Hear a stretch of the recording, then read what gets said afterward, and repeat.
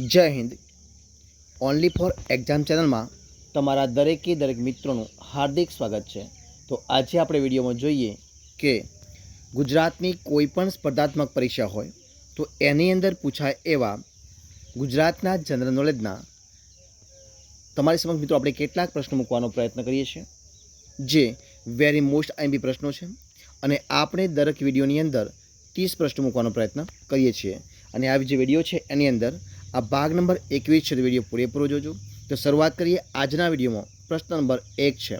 જોઈએ, પ્રશ્ન 1 છે કે પતંગ મ્યુઝિયમ કયા શહેરમાં આવેલું છે? તો પતંગ મ્યુઝિયમ મિત્રો જે છે એ અમદાવાદની અંદર ક્યાં આવેલું છે? અમદાવાદ શહેરમાં આવેલું છે. પ્રશ્ન આગળ, કયા મુગલ શાસકે ગુજરાતમાં નક્ષત્ર એ પ્રકારના સિક્કા પડાવ્યા હતા? તો જે જહાંગીર છે એ જહાંગીરે નક્ષત્ર સિક્કા પડાવ્યા હતા. જોઈએ પ્રશ્ન આપણે આગળ કે મધ્યકાલીન ગુજરાતના તમામ રાજ્યોમાં સૌથી વધુ કીર્તિ પ્રાપ્ત કરનાર રાજા કોણ હતો? તો એ હતા સિદ્ધરાજ જયસિંહ. કોણ હતા? સિદ્ધરાજ જયસિંહ. પ્રશ્ન આપણે આગળ જોઈએ કે મહાત્મા ગાંધીજીએ સાબરમતી આશ્રમની સ્થાપના કઈ સાલમાં કરી હતી?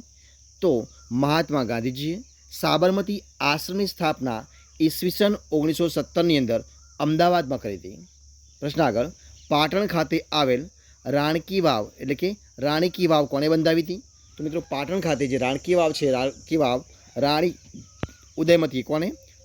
ઉદયમતીએ બંધાવી હતી. જોઈએ પ્રશ્ન આપણે આગળ ચર્ચા કરીએ કે ગુજરાતમાં કયા મુસ્લિમ શાસકે જીવન જરૂરિયાતની વસ્તુઓનું ભાવ નિયમન કર્યું હતું? તો ગુજરાતમાં અલાઉદ્દીન ખિલજીએ એક મુસ્લિમ શાસક હતો અને એને જીવન જરૂરિયાતની વસ્તુઓનું ભાવ નિયમન કર્યું હતું. કોને? અલાઉદ્દીન ખિલજીએ. પ્રશ્ન આગળ, ગુજરાતનું એવું કયું શહેર છે કે જે માન્ચેસ્ટર તરીકે ઓળખાતું? તો મિત્રો એ આવશે અમદાવાદ. શું આવશે? અમદાવાદ શહેર. જોઈએ પ્રશ્ન આપણે આગળ કે સોમનાથ જે મંદિર છે તો સોમનાથ મંદિરનો યાત્રાળુ વેરો કોણે બંધ કરાવ્યો હતો? મિત્રો એ બંધ કરાવ્યો હતો મિનર દેવીએ. કોણે બંધ કરાવ્યો હતો? રાણી મિનર દેવીએ. પ્રશ્ન જોઈએ આપણે આગળ કે ગાંધીજીએ અમદાવાદના કોચરબ ગામમાં કયા આશ્રમની સ્થાપના કરી હતી? તો ગાંધીજીએ અમદાવાદના કોચરબ ગામની અંદર સત્યાગ્રહ આશ્રમની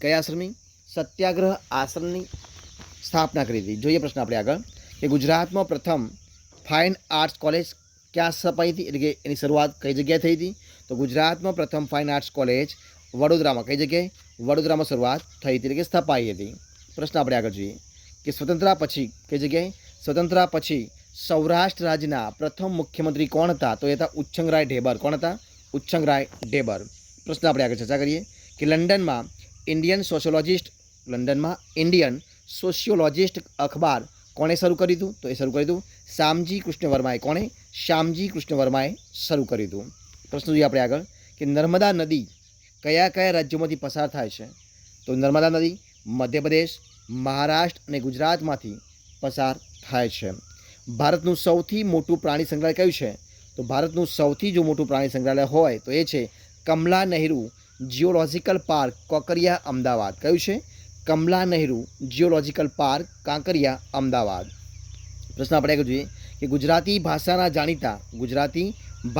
જાણીતા વિજ્ઞાન પાક્ષિકનું નામ શું છે અને તેના પ્રકાશક કોણ છે? તો મિત્રો ગુજરાતી ભાષાના જાણીતા વિજ્ઞાન પાક્ષિકનું નામ છે સફારી અને તેના પ્રકાશક છે નગેન્દ્ર વિજય. કોણ છે? નગેન્દ્ર વિજય છે. પાક્ષિક છે સફારી અને એના પ્રકાશક છે નગેન્દ્ર વિજય. જય જય ગરવી ગુજરાત કાવ્યની રચના કોણે કરી છે? તો જય જય ગરવી ગુજરાત જે કાવ્ય છે એની રચના કરી છે કવિ નર્મદે. કોણે કરી છે? કવિ નર્મદે કરી છે. જોઈએ પ્રશ્ન આપણે આગળ કે ઇન્દ્રોડા પાર્ક. કયો પાર્ક? ઇન્દ્રોડા પાર્ક પ્રાણી સંગ્રહાલય ક્યાં આવેલું છે? તો ઇન્દ્રોડા પાર્ક પ્રાણી સંગ્રહાલય એ ગાંધીનગરમાં. કઈ જગ્યાએ? ગાંધીનગરમાં આવેલું છે. ગુજરાતમાં રીંછ માટેનું અભયારણ્ય ક્યાં આવેલું છે? તો ગુજરાતમાં રીંછ માટેનું અભયારણ્ય એ રતનમહાલ રીંછ અભયારણ્ય છે, જે દાહોદ જિલ્લામાં આવેલું છે. કઈ જગ્યાએ? દાહોદ જિલ્લામાં આવેલું છે. જોઈએ પ્રશ્ન આપણે આગળ ચર્ચા કરીએ. શું છે પ્રશ્ન? પ્રશ્ન છે કે ગાંધીજીને બાપુનું બિરુદ કયા સત્યાગ્રહ દરમિયાન મળ્યું હતું? તો ગાંધીજીને બાપુનું બિરુદ એ ચંપારણ સત્યાગ્રહ દરમિયાન મળ્યું હતું.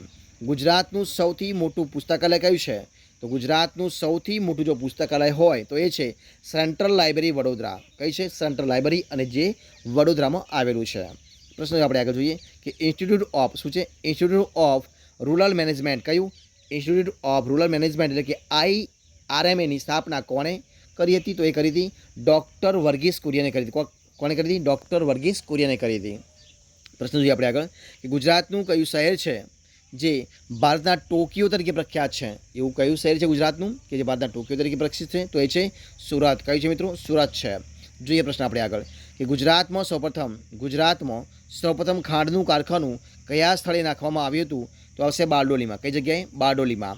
વિશ્વામિત્ર નદી ક્યાંથી નીકળે છે? તો નીકળે છે પાવાગઢના ડુંગરમાંથી. ક્યાંથી નીકળે છે? પાવાગઢના ડુંગરમાંથી નીકળે છે. જોઈએ પ્રશ્ન આગળ કે કયું પક્ષી જળકાંઠાની